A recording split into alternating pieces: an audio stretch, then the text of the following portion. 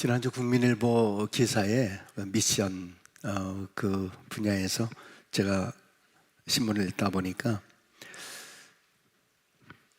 골키퍼 출신인 유연수라고 하는 선수가 상대방의 그 음주 운전으로 추돌되어서 하반신이 마비 판정을 받고 재활 치료를 받고 있다. 그러니까 저렇게 건장했던 그런 선수인데 상대방의 음주운전을 한 것에 박혀서 하반신이 완전히 마비되는 그래서 재활치료 받고 있는 그런 사진. 그 기사의 내용을 이렇게 읽어보니까요, 지난 10월 달에 서귀포시에서 팀 동료들과 이제 차를 타고 이동을 하다가 술을 마시고 차를 몰던 30대 남성에 의해서 그 차량이 들이박히는 그런 사고를 당했습니다. 함께 타고 있던 두 동료는 그렇게 크게 다치지는 않았는데 이 유 선수가 사고로 응급수술을 받았는데 하반신이 거의 다 마비가 되어서 인공 척추 수술을 넣는 수술을 받아야만 했습니다. 처음에는 이제 전복된 차량에서 아마 친구들하고 이렇게 어떻게 해가지고 나오게 된 모양이에요. 그래서 나오게 돼서 자기가 살아있다는 그 자체에 대해서 하나님 감사합니다. 그렇게 탄성이 이제 터져 나오게 됐는데, 근데 그 이후부터는 다리를 움직일 수가 없게 되었고 아무것도 어떻게 감각도 없어지고, 아마 이 차량이 이렇게 되었을 때는 함부로 빼내면 안 되는 모양입니다. 근데 이제 무리해서 이제 빼내고 이러느라고 그래서 완전히 이제는 운동선수로서 아무 일도 할 수 없는 그런 상태가 되어버렸다는 진단으로 말미암아 하나님 앞에 원망을 하면서 왜 하필 나냐, 왜 하필 나여야만 했냐, 그런 원망 섞인 기도를 하게 되었다고 합니다. 그런데 나중에 회개를 하고 나서 자기 자신의 삶을 다시 이렇게 뒤돌아보면서 이런 장애를 떠나서 그래도 내가 이렇게 살아서 숨쉬고 있다는 그 자체만으로도 이게 참 기적이구나, 이것이 다 하나님의 은혜구나. 오히려 이 사고로 말미암아 정말 하나님을 더 깊이 알게 되었고 하나님 없이는 살 수 없다, 하나님을 더 의지하게 되었다, 신앙생활을 더 열심히 하게 되었습니다 하는 그런 신앙 간증문이 적혀 있었습니다. 이제 앞으로 장애인 스포츠 운동 선수로 제2의 인생을 준비하기 위해서 이제 장애인 올림픽 거기에 나가기 위해서 지금 준비하고 있으면서 자기같이 불행한 상태, 어려운 상태에 있는 그런 사람들에게 희망을 주고 싶다, 내가 희망의 전도사로 살고 싶다 하는 그런 간증의 그 내용이었습니다. 참 우리 인생을 살면서 보면은 내가 희망하고 내가 바라고 원하는 그런 그림대로 잘 그려지지 않는다라고 하는 것입니다. 정말 생각지도 않았던 인생의 거친 풍랑을 만나게 되고 인생에 내가 생각한 것과는 전혀 다른 인생으로 살아갈 때가 있습니다. 그래서 많은 사람들이 자신의 뜻대로 일이 이루어지지 않았을 때 참 나에게는 희망이 없다, 이렇게 절망하는 경우들이 참 많이 있습니다. 그런 절망감이 깊어질수록 현실의 어려움, 이런 모습 속에서 이제 자기 자신에게서 점차적으로 환경 탓으로 돌리게 되고 또 그 책임을 다른 사람들에게 전가시키게 됩니다. 부부들도 보면 걸핏하면 남편 때문이다, 아내 때문이다, 그래서 오늘 이렇게 우리가 현실이 어렵다, 이런 이야기하면서 서로를 원망하고 비판하는 그런 경우들을 자주 봅니다. 특별히 이민자들 가운데서도 항상 다툼이 좀 많은 것은 오래되신 분들은 이제는 그렇지는 않겠지만은 이민 온 지 얼마 되지 않으신 분들 안에 다툼이 있는 것을 보면 거봐라, 누가 이민 오자 그랬냐, 누가 이민 오자 그랬냐,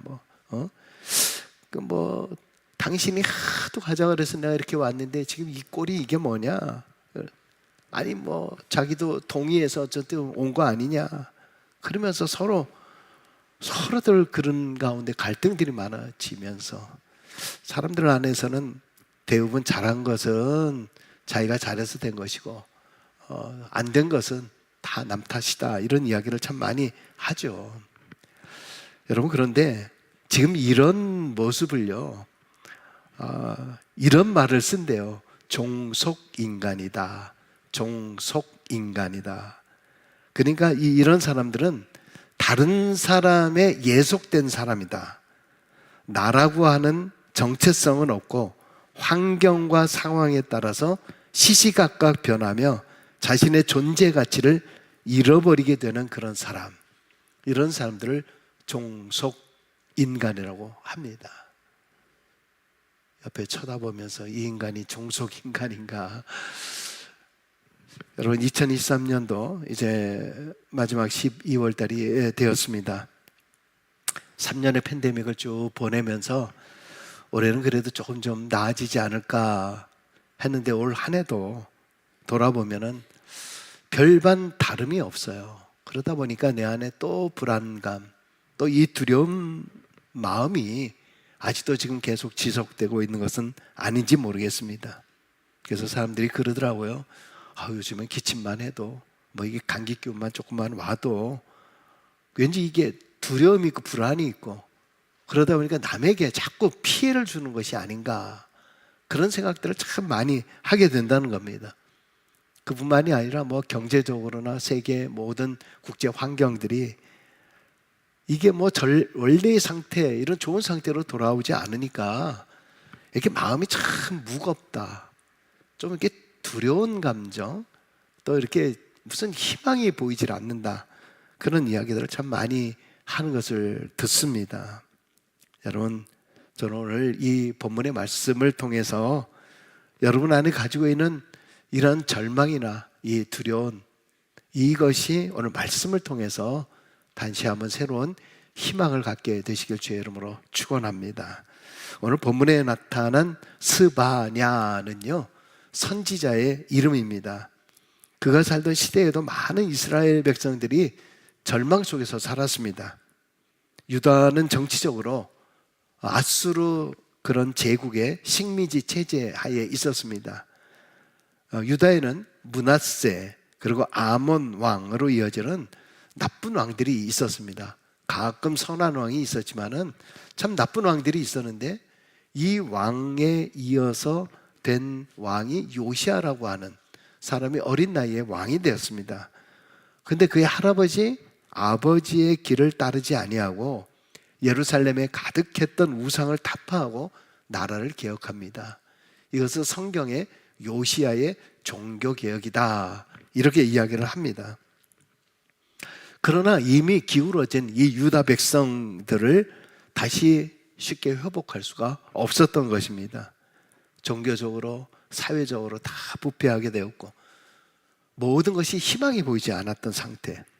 그래서 처음에 이 스바냐 선지자도 정말 이 돌이킬 수 없는 영적인 타락으로 인해서 너희들에게는 하나님의 심판이 확정됐다, 너는 이제 하나님의 심판이 곧 실현될 것이다, 이렇게 선언을 합니다. 그러니 뭐 백성들 안에는 절망과 탄식이 더욱더 심했던 거죠. 그런데 하나님께서 오늘 스바냐서를 우리가 큐티를 통해서, 새벽제단을 통해서 우리가 함께 본문을 봤습니다마는 3장에 들어서 후반전에 들어서 하나님께서 스바냐 선지자를 통해서 새로운 희망의 메시지를 선포하고 있는 내용이 오늘 본문의 내용입니다. 유다의 구원을 약속을 하시고 삶의 현실은 절망적이지만은 메시아가 도래하는 미래를 바라보면서 새로운 희망, 새로운 소망을 선포하고 있는 겁니다. 자, 어떤 말씀을 주고 있는 것인가? 첫 번째는 살아계신 하나님을 인하여 기뻐해라, 이렇게 말씀하고 있어요. 따라해 보십시다. 살아계신 하나님을 인하여 기뻐하라. 14절 한번 읽겠습니다. 14절. 시온에 따라 노래할지어다. 이스라엘아 기쁘게 부를지어다. 예루살렘에 따라 전심으로 기뻐하며 즐거워할지어다. 스바냐 선지자는 그들에게 기쁜 소식을 전하고 있는 겁니다. 아직도 이스라엘 백성들 가운데서는 신실하고 그 어려운 가운데서도 경건하게 하나님을 따르는 남은 자들이 있었습니다. 그래서 이들의 모습을 보면서 하나님께서 영적 회복을 약속하신 겁니다. 15절에 이렇게 말씀합니다. 15절, 여호와가 내 형벌을 제거하였고 내 원수를 쫓아냈으며 이스라엘 왕 여호와가 내 가운데 계시니 내가 다시는 화를 당할까 두려워하지 아니할 것이라. 무슨 말입니까? 우리의 죄악을 하나님께서 제거해 주시는 동시에 이스라엘을 대적하는 원수까지도 다 쫓아내시겠다라고 하는 그런 말씀이에요. 여러분, 당시에 이스라엘 백성들은 자기들이 고난과 시련을 당할 때에 아니 내가 하나님의 백성이고 하나님의 선민이라고 했는데 아니 우리 하나님이 지금 어디에 계시는가? 하나님은 왜 우리를 도와주지 않는가? 왜 이렇게 우리 땅에 징계와 심판이 임한다고 하시는가? 그런 불만 섞인 그런 질문을 해왔던 것입니다.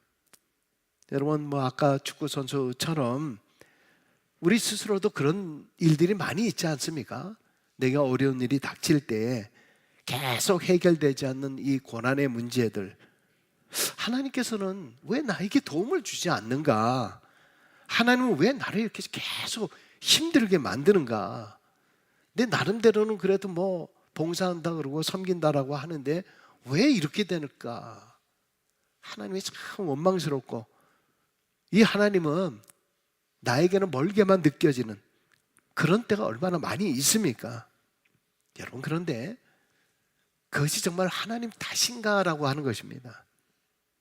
여러분, 지금 이스라엘에게 있어서 하나님의 능력이 부족해서 자기의 백성이라고 하는 이스라엘 백성들을 멸망하게 그대로 내버려 둔 것이 아닙니다. 다만 내 백성이라고 하는 이 이스라엘이 하나님을 떠나서 그들이 우상 숭배를 하고 있고 그들의 마음속에 하나님이 계시지 않는 거예요. 우상들로 가득 차 있는 겁니다. 그들이 세상에 취해서 하나님 안에서 누리는 진정한 기쁨을 세상 것에서 다 빼앗긴 거예요. 세상에서만 기쁨을 얻으려고 했던 것입니다. 그들이 죄를 보면서, 그 죄가 뭡니까? 그 죄라고 하는 것이 결국 하나님을 하나님으로 여기지 않는 불신이죠. 불신. 하나님의 말씀을 따르지 않는 불법이죠. 하나님을 경배하고 하나님을 의롭게 여기지 않은 불의의 모습들이죠. 하나님을 나의 주로 섬기지 아니하고 하나님의 백성다운 모습으로 살지 않는 불선의 모습 아닙니까? 결국 이런 모습 때문에 하나님의 심판을 받게 된 사람들이 된 거예요. 여러분, 지금 신정국가인 이스라엘의 왕은 단순히 세상적인 왕을 말하고 있는 것은 아니에요. 하나님과 언약을 맺은 이스라엘 백성에게 있어서 진정한 왕은 여호와 하나님이십니다. 그래서 스바냐 선지자가 그렇게 얘기한 거잖아요. 이스라엘 왕 여호와가 내 가운데 계시니 내가 다시는 화를 당할까 두려워하지 아니할 것이다.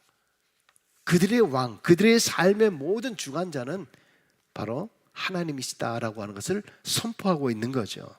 하나님께서 오늘 스바냐 선지자를 통해서 이것은 소망의 메시지를 선포하고 있는 거예요.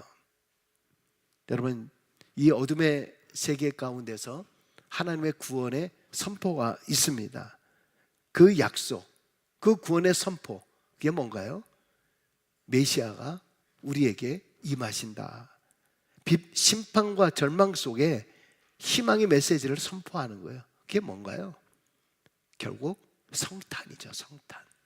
성탄이 뭡니까?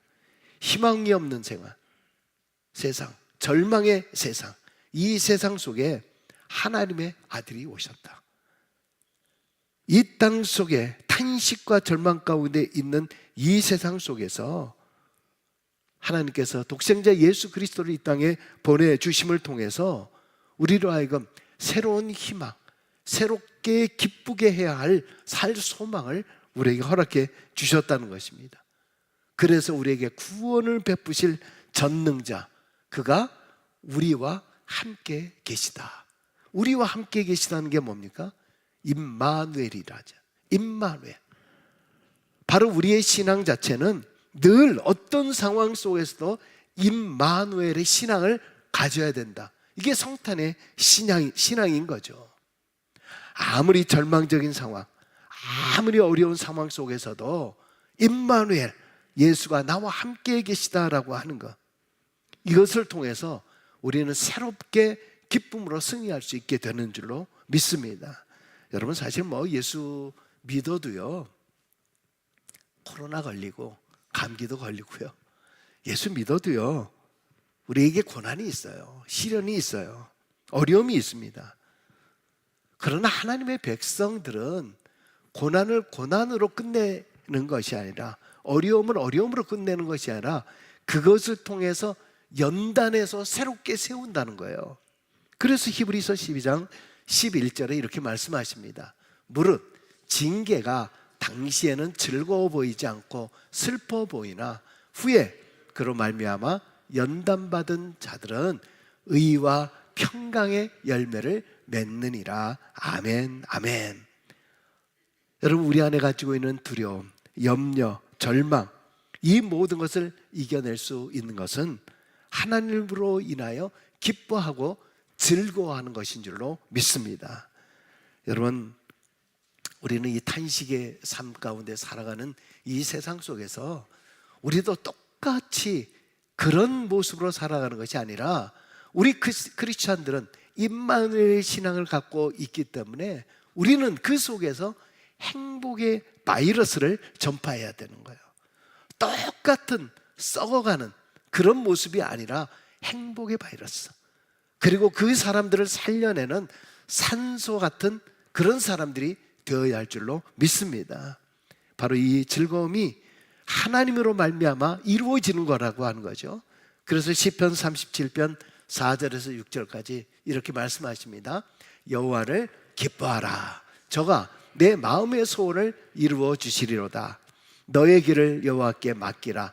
저를 의지하면 저가 이루시고 내 의를 빛같이 나타내시며 내 공의를 정오의 빛같이 하시리로다. 아멘.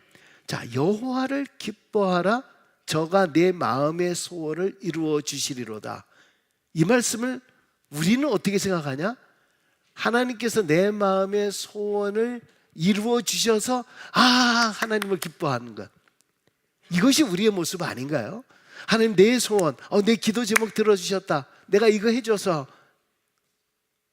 근데 성경은 뭐라고 얘기하냐면 오히려 거꾸로 얘기해요. 소원이 이루어져서 기뻐하는 것이 아니라 여호와를 기뻐하면 뭐예요? 소원이 이루어진다. 할렐루야. 그것뿐만 아니라 여호와께 맡기고 의지하면 저가 누가? 하나님께서 이루어 주신다. 할렐루야. 결과적으로 모든 것을, 지금 이 모든 어려운 형편인데 여호와께 의지하였더니 그 모든 것을 정오의 빛처럼, 정오의 빛이라고 하는 것은 가장 강력하다, 가장 최고다, 최고의 것으로 우리를 만들어 주신다. 할렐루야. 아멘. 평생 5만 번의 기도 응답을 받았던 조지 뮬러 목사님께서 자신도 때로는 영혼이 지쳐오고, 때로는 실망하고, 때로는 절망하고 낙심될 때가 있다는 거예요. 그래서 그렇기 때문에 자기는 기도하지 않을 수가 없다는 거죠. 기도하지 않을 수가 없어요. 기도를 안 하면 계속 내가 절망 속에 빠져 있게 되는 거예요. 근데 기도하다 보면은 하나님께서 주시는 그 기쁨, 그 만족, 이런 것을 얻게 될 때에 다시 힘을 얻게 됐다는 거예요. 할렐루야. 여러분, 많은 사람들이 삶의 기쁨을 잃어버리고 두려움 속에 있을 때 하나님 나라의 백성들은 하나님 안에서 기뻐하고 즐거워할 때에 하나님께서 그에게 임마누엘의 신앙을 허락해 주시는 줄로 믿습니다.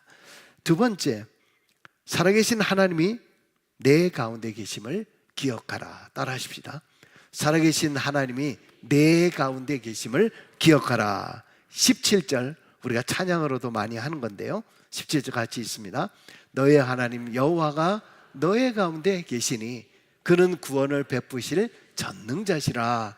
그가 너로 말미암아 기쁨을 이기지 못하시며 너를 잠잠히 사랑하시며 너로 말미암아 즐거이 부르며 기뻐하시리라 하리라. 아멘. 이스라엘 백성들이 당하고 있는 지금 현재의 실망과 절망의 자리에서도 하나님이 여전히 그 가운데 계시다 말씀하고 있는 거예요. 하나님은 나와 상관이 없이 나에게는 보이지 않는 초월에 계시는, 나에게는 왠지 멀리 계시는 그런 하나님이신 것으로 우리가 생각할지 모르지만은 분명히 말씀하고 있습니다. 너의 하나님이야. 바로 나의 하나님이야. 바로 너 하나님이야. 그 사람의 하나님이 아니라 너의 하나님이야. 그리고 그 하나님은 뭐예요? 너의 가운데 있어. 너의 가운데 있다는 거예요. 이 가운데라고 하는 히브리어 케레브라고 하는 말은 너의 내부 중앙에 있다, 한가운데 깊숙이 계시다. 내 주변 끝자리에 계시는 것이 아니라 내 안에 깊숙이 계신 분. 이게 뭡니까? 하나님이 내 삶의 현장 가운데서 나와 함께 하시는 분, 나의 하나님. 이게 하나님이 멀리 계시는 그런 분이 아니라 이거는 나와 인격적으로 함께 하시는 그런 분이시다. 할렐루야. 그 말씀을 주고 있는 거예요. 하나님이 저 사람과 나와는 상관이 없는 그런 분이 아니라 지금 이 순간에도 임마누엘의 하나님으로 나와 함께 하시는 분. 그래서 이 하나님은 내가 행동하는 것을 보시면서 뭐라 그래요? 너의 모습을 보면서 기쁨을 이기지 못하였다, 잠잠히 너를 사랑한다, 이렇게 말씀을 하고 있어요. 참 이 말씀을 보면은요, 지금 바로 전에 어떤 백성들이에요.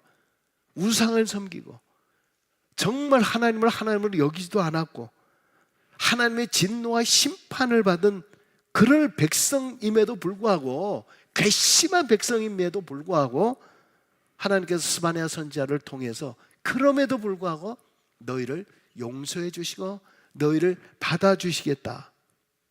바로 그 구원의 기쁨 앞에 백성들이 돌아오는 그 모습을 보면서 하나님이 뭐라 그래요? 하나님이 그런 모습을 보면서 나를 찾는 모습, 나에게 다시 돌아오는 모습을 보면서 기쁨을 이기지 못한다. 하나님이 기쁨을 이기지 못한다는, 공동 번역에 보니까 이렇게 해석하고 있더라고요. 너를 보고 기뻐 반색하리니 사랑도 새삼스러워라. 반색한다는 건 뭐야? 그냥 저놈의 자식 그냥 죽일 놈들, 저 괘씸한 놈들, 저 심판할 놈이라고 이렇게 해놓고 나서도 다시 돌아온다 그러니까 반색하는 거야. 여러분, 이 모습을 어디에서 볼 수 있을까요? 돌아온 탕자를 통해서 볼 수 있지 않으세요? 괘씸하게도 아버지의 재산과 모든 것을 다 가지고 나와서 내가 저놈의 자식 내가 다시 보나보다 그러면서도 아버지의 마음은 뭐예요? 이 자식이 어떻게 살고 있나? 굶지는 않나? 얘가 어떻게 돌아올까? 늘 밖에 나와서 쳐다보고 있었잖아요. 그러다 멀리서 누가 오는 것을 보면서 저게 내 아들이다, 반색하면서 여러분들 여러분의 자녀들에 대해서 얼마나 애를 쓰면서 했습니까? 그렇게 키웠습니까? 그러나 자식이 정말 부모의 마음을 얼마나 압니까? 얼마나 마음속에 어떻게 내 자식, 내 몸에 난 자식이 어떻게 저럴 수 있어? 정말 내가 이런 마음을 갖다가도 이 자식이 그래도 아버지 찾고 그래도 어머니 찾는 그 모습을 보면은 그렇게 괘씸해서 죽일 놈이라고 했다가도 다시 반색하면서 얼마나 기뻐하면서 그걸 받아들이십니까? 이게 어머니의 마음, 이게 부모의 마음 아니십니까? 그런데 이 하나님이 어떻게 사랑하신다고요?